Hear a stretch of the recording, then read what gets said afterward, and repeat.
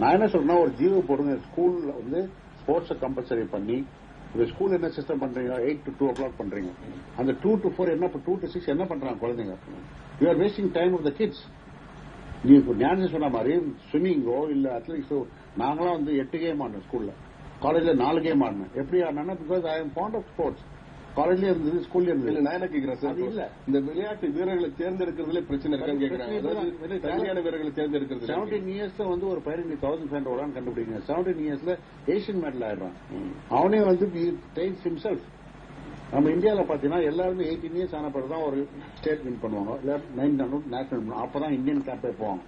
வேற சைனா பண்ணிக்கு இந்த ஒலிம்பிக்ஸ் நீங்க பாத்தீங்கன்னா கிட்டத்தட்ட ஒரு 10-15 பேர் school kids are taking part Olympics.